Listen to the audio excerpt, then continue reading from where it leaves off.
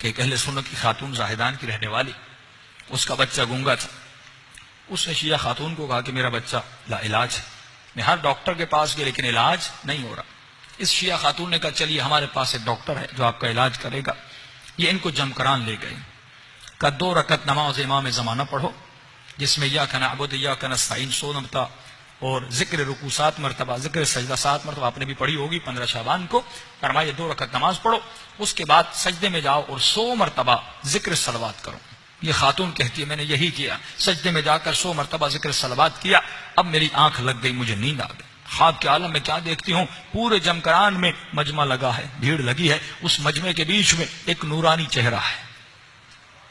میں سمجھ گئی یہ وہی ہے جو میرا مسئلہ حل کرے گا، یہ وہی ہے جو میری مشکل کو حل کرے گا. لیکن میں بات کرنا چاہتی تھی، جیسے میری زبان پر تالے لگ گئے. میں بات کرنا چاہتی تھی لیکن پورا وجود میرا کانپ رہا تھا، کیسے بات کروں. ایک عجیب ہیبت میرے وجود پہ طاری ہو گئی. ایک مرتبہ اس شخص نے مڑ کر دیکھا کہ چہرہ چاند کی طرح چمک رہا تھا. انہوں نے کہا خاتون اپنے بیٹے کی شفا کے لیے آئی ہو؟ میں نے کہا مولا شفا کے لیے آئی ہوں. کہ تم نے نماز پڑھی؟ میں نے کہا مولا نماز پڑھی. کہ دوبارہ نماز پڑھو. کیا کرو؟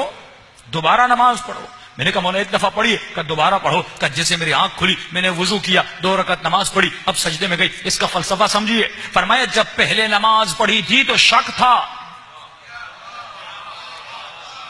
ہماری دعائیں کیوں نہیں قبول ہوتی؟ ہم کربلا جاتے ہیں، شک میں دعا کرتے ہیں.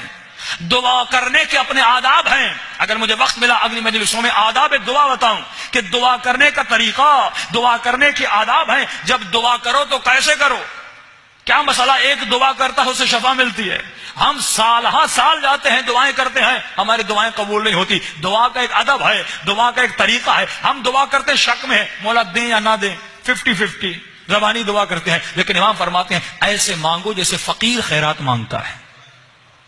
کچھ ایسے فقیر ہیں دروازے سے واپس نہیں جاتے جب تک آپ ان کو خیرات نہ دیں. فرمایا ایسے فقیر بن، اتنا کھڑکا. امام نے فرمایا جو دروازہ کھٹکھٹاتا ہے پہلے یہ بتا اس گھر کے اندر کوئی ہے کہ نہیں.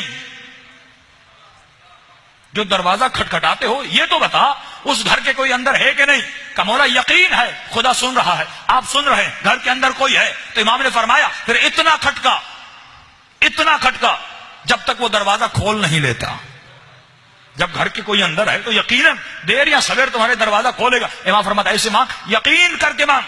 اسی لیے میں زور دیتا ہوں آپ پر کہ عزیزان محترم اپنی روحانیت کو اتنا بڑھائیے کہ اہل بیت کی کم از کم زندگی میں 1 مرتبہ زیارت ہو جائے. جب زیارت اہل بیت ہو جائے گی اس کا مطلب آپ کو یقین پیدا ہو جائے گا.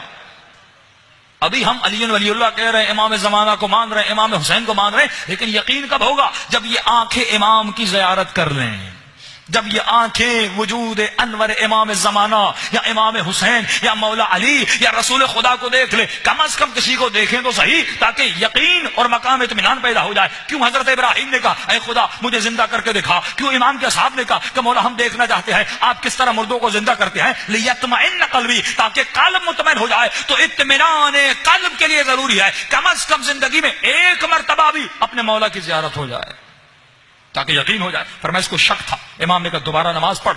کیونکہ اب جب دوبارہ پڑھا اس نے خواب میں دیکھ لیا کہ کوئی ہے سننے والا، کوئی ہے مجھ سے باتیں کرنے والا، کوئی ہے میرے درد اور تکلیف اور مصیبتوں کو سننے والا جس کے ساتھ میں اپنی مصیبت بانٹوں. 1 مرتبہ نیند سے اٹھی وضو کیا. جب دوبارہ نماز پڑھی اب یہ خاتون کہتی ہے اب جب میں سجدے میں گئی میں نے 100 مرتبہ صلوات پڑھی، بس آخری صلوات کے قریب تھی. 1 مرتبہ میرے بچے نے مجھے اٹھایا، اماں اٹھیے مجھے پیاس لگی ہے، مجھے بھوک لگی ہے.